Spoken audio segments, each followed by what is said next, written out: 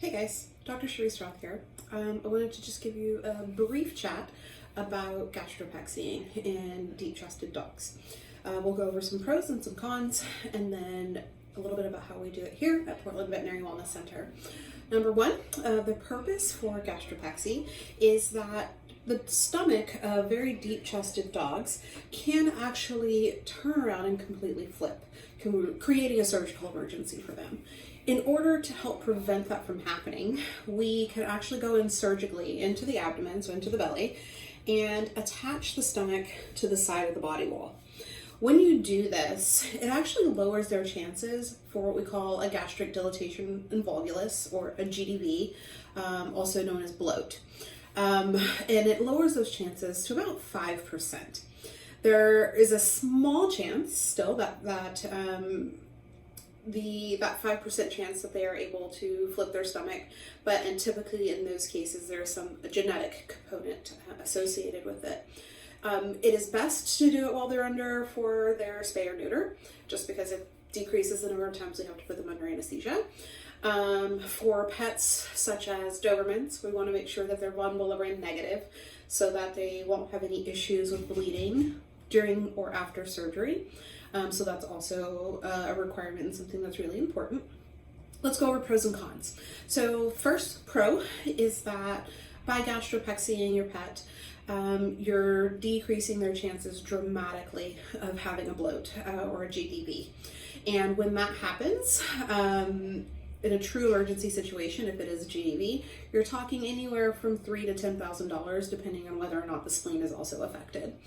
From there, another pro is that sometimes we come home and these patients are just dead. That it's happened while you're gone at work, and because it's an emergency, they may not be alive when you get home. So the surgical procedure in and of itself is a good idea because of that.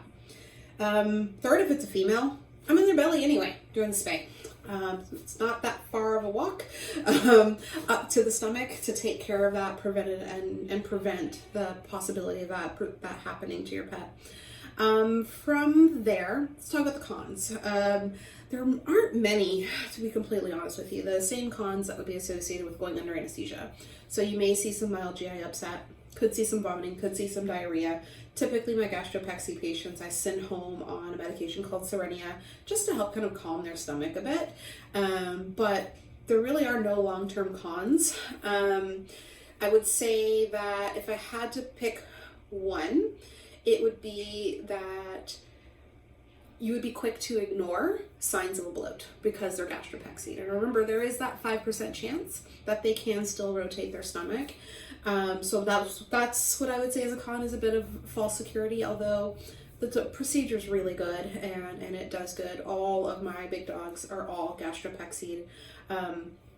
Even if you're not planning on neutering or spaying, it's important to have that done. It's a relatively quick procedure for them, and adequate pain control and rest for about 10 days, and they're usually good to go.